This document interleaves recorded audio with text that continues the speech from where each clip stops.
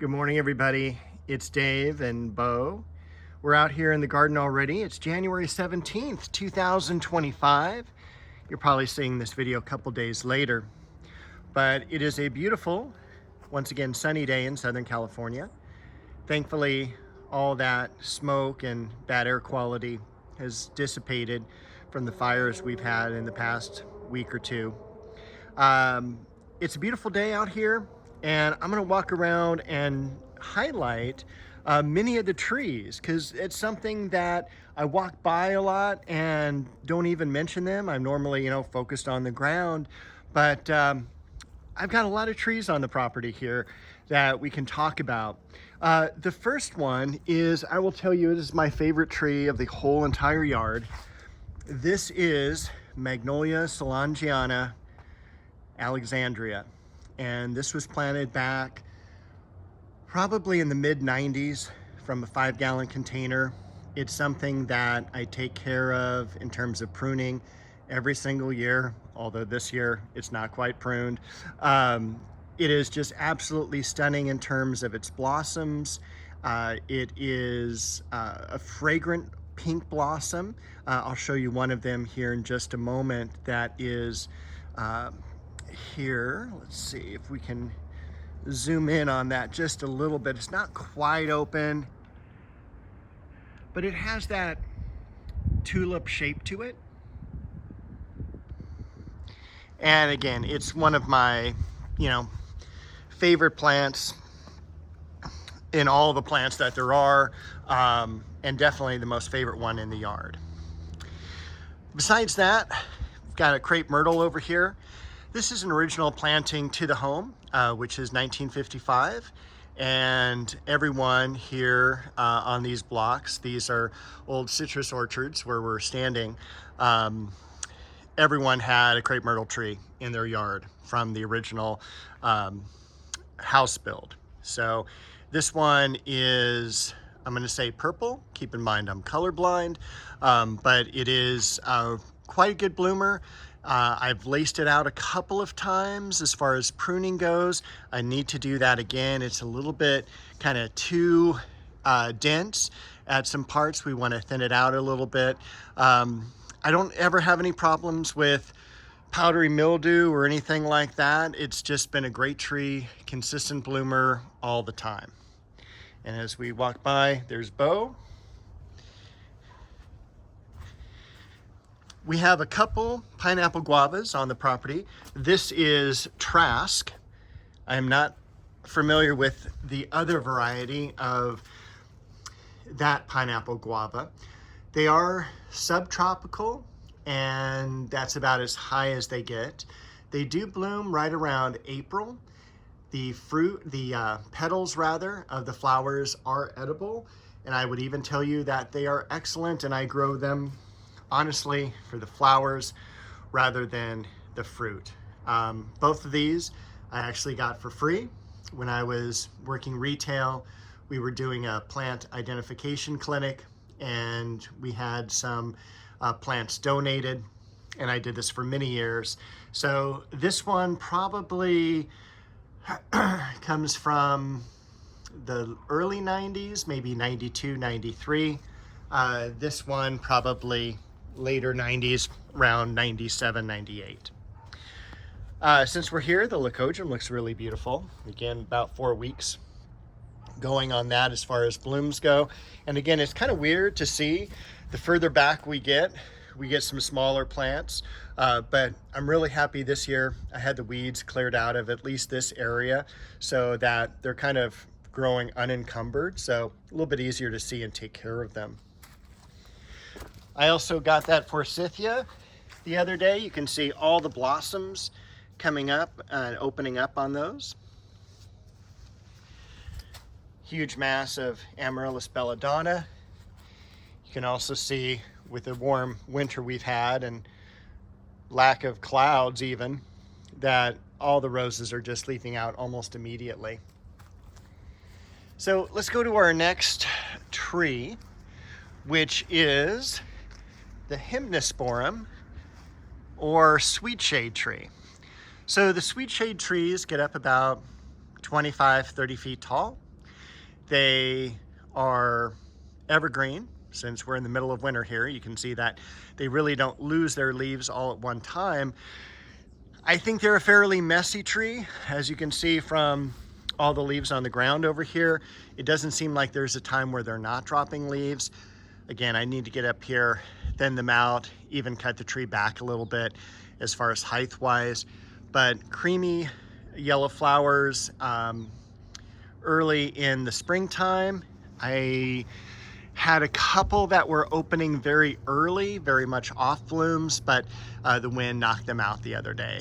So, and again, with the name Sweet Shade, they are very fragrant and quite a beautiful tree. I mean, it's like massively in bloom, like the entire tree is just stunning to look at.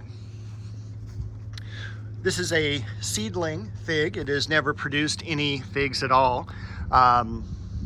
This is planted here because it actually seeded. There's a neighbor about 3 doors up that has a very old fruit tree, and I'm sure one of the birds took the fruit over here, put it on the ground, started to eat it, and one of the seeds sprouted. It actually sprouted against the home where the dwarf Eugenia column is, and it's like, this is too close to the home. Figs are not good near cement or anything like that, because they do have a fairly expansive root system. So you don't want to put them like exactly right next to concrete. The fig itself is absolutely beautiful in terms of its growth pattern, very straight trunk, and I planted it here. I transplanted it from its original spot because this fence kept falling down with the old neighbor that lived there. And so she was kind of a pain to deal with, and this way the fence wouldn't fall all the way down if I had like something that would technically stake it up that wasn't touching the fence. Fortunately, since then, we have some new neighbors, and then we've got the pomegranate next to it. We have the first Magnolia Alexandria Elizabeth. So it has yellow flowers instead of pink. I don't remember if that bloomed last year, if I even had it during the bloom time. I'm sure I did. I just don't remember. We have a couple Japanese maples here in the back. We've got Bloodgood there against the fence. We've got another Bloodgood here against the fence. And we also have newly planted Waterfall, which is right next to a waterfall. This is a really exciting project for me. This is where the old pond used to be. In fact, you can kind of see it all dug out. And had that waterfall here. Now, the waterfall has been back over in the side of the house, just leaning against the fence. And I'm like, why keep it leaning against the fence? It'll at least be a nice garden ornament. So I did some work this week, leveled out the areas, and set it up. So I don't think it's going to be running anytime soon, but we'll see. My idea, of course, was to make a little river and then more of a pond out here in the open where no leaves would fall. But anyway, I'm hoping this will be shaded enough for that Japanese maple. We do have also the Kean Anthis tree behind, so that's going to come up. Maximum height on that is going to be about 20 foot tall, 20 foot wide.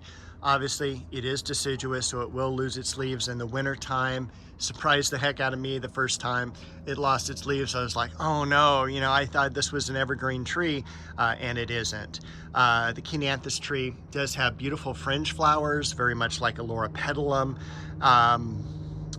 That's going to bloom in the springtime. So great tree, easy to care for. I actually saw it wilt because it got so hot here last summer at 116 degrees on that really nasty hot day. Otherwise, it will not wilt.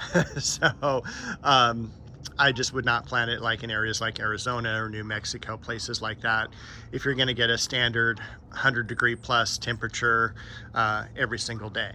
So that's the back corner. Oh, except we've got one more, Magnolia Elizabeth here. So that's going to be kind of opposite that one, and hopefully give some shade to that waterfall Japanese maple. Let's see. The champaka tree. So this is Macadamia alba champaka, and it is again a tropical tree. It is frost tender. It's related to magnolias. It's related to the banana shrub, and it's a really wonderful tree to grow. Although in the spot that we put it in here, it did struggle a little bit when it was first planted.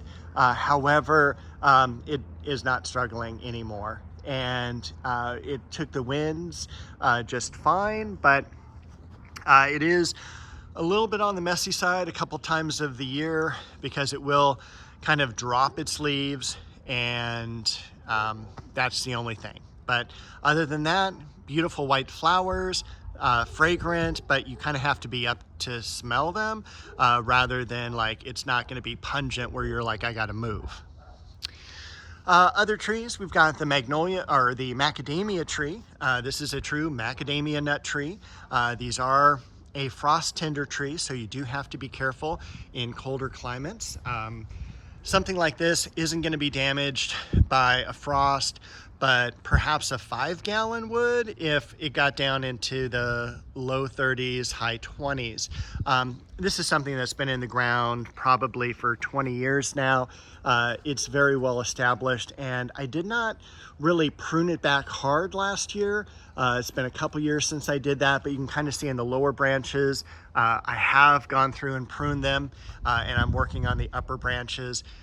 When you're working with trees, you will be amazed at how much tree is actually there. So it takes about 5 normal sized trash cans to get rid of all the debris from this particular tree.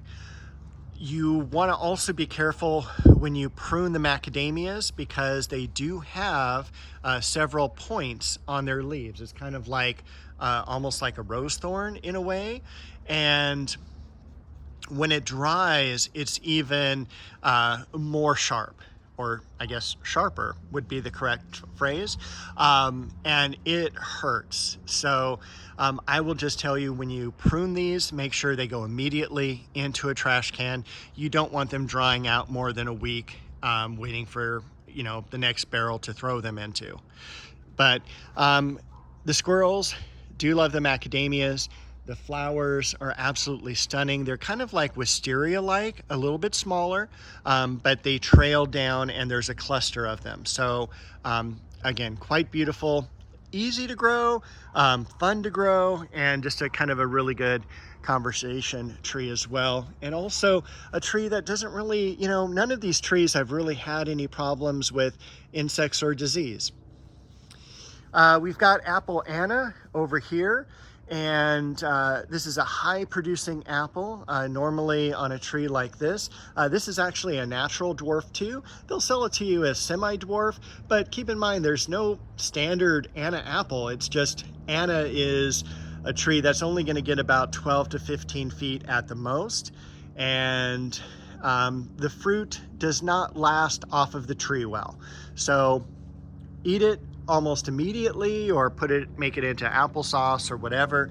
But if you try to keep it for like 3-4 days, it is not good for that. But it is high producing and also low in terms of chill hours. And as we move into the fruit trees, I should probably tell you about chill hours. Chill hours are each time we have an hour under 45 degrees Fahrenheit. Most of your fruit trees start at about 200 to 300 hours. Those would be like persimmons. It would be like the Anna apple here. Standard hours on a fruit tree might be 300 to 500. That would be like your standard peaches and nectarines, apricots. Some of your apples, though, are well over 900. So, for instance, when I was in the nursery business, we'd always have people coming in going, hey, do you have any red delicious apple trees? I've always wanted one for the yard. And here in Southern California, we get nowhere near 900 hours. So it's like, yeah, I can sell you a tree, but it's never going to fruit. So you want to always watch those chill hours. This is a dogwood tree here. It did struggle a little bit last year because of the heat in the middle of the summer, but I'm hoping that now this is its third year. Hello, Bo. That it will do much better. And last year I did put a shade cloth over the top of it. And so let's go into the rose garden here. Since we did the Anna apple here, we've got, let me stand over here in the shade. We've got the crab apple. Crab apple, again, something very English for my English garden, and beautiful kind of rose pink, not even rose pink, maybe cherry pink blossoms. So when most of the flowering fruit trees are going to be white, this one's going to be pink, and it's kind of a darker pink. Absolutely stunning, has done great, hasn't grown a whole lot, and I can't wait for it to kind of fill up this area, because it did take the place of a Fuji apple that kind of kicked the bucket. I had planted that tree back in 1990, so it made it 30 years, but this one I'm really excited about. It's been a great no problems in the garden or anything like that, even during the hot weather. We did just plant the multi-grafted plum tree. Once again, had a multi-grafted plum tree here, probably only about 20 years. Plums are definitely a lot more susceptible to insects and disease and fungus diseases and things like that. So you have to be just a little bit more watchful, but I'm hoping that these will leaf out. There wasn't a very advanced root system on these when I bought them bare root, so I'm just keeping them wet, hoping, and I cut back the top of the trees pretty significantly, so I'm hoping they will do just fine, keeping my fingers crossed still. The cherry tree in the back, this tree is a pie cherry. And again, it's the sweet cherries just don't grow here because we don't get enough chill hours. There is a Stella dwarf cherry that needs about 600 chill hours. So it is like, are we gonna get 600? Probably not. I don't know of anyone who's had a really great success with them over all the years I sold them, but they were a fairly popular tree. But again, really easy to grow. I wish this one would grow a little bit more, because I kind of want to put it between, make like a little archway between this and the apricot, which we'll get to next. This is a Blenheim or Royal apricot, and this produced last year for me. It was delicious apricots. I love the blossoms, and the foliage is so different. It's kind of like a diamond shaped foliage. It's generally a little bit lighter in green than the other fruit tree foliage as well.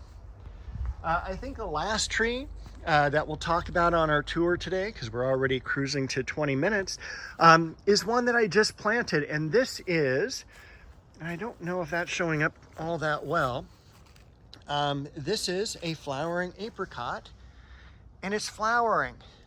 Now, I've always wanted a flowering apricot tree because there's one at the LA County Arboretum that I've always loved. It's on the end of the herb garden nearest the Queen Anne cottage area, or their stables that they have, the Queen Anne stables. So this one here, there's 3 varieties of flowering apricots that you can normally get. The flowers themselves can be made into Chinese tea and wine. And I found these at San Gabriel Nursery. Only time I've ever seen them available. They had 15 of them. I should have gotten one when I was first there, but I went back a week later and all they had were like 2 or 3 out of the 15. And again, this is the only time I've ever seen these available. And I just like immediately grabbed this one. I thought the branching structure was really nice. And I can't wait to see what the foliage is like and the growth pattern. It is hopefully protected enough here for its first year of growth. It's, you know, behind the genetic dwarf. We've got the arbor that'll leaf out, and then across the way we've got the plum tree. So it should be shaded enough if we get a really hot spell during the first year, during the first summer. And I think that is all the trees in the yard. So thanks for hanging out with me and of course my trusty sidekick Bo, whose back is to us, but I think she wants to eat some breakfast. So I'm gonna go make that for her. We'll see you guys next week. Oh, squirrels.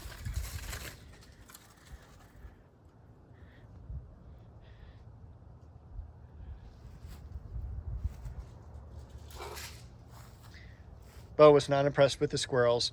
We'll see you next week with another video.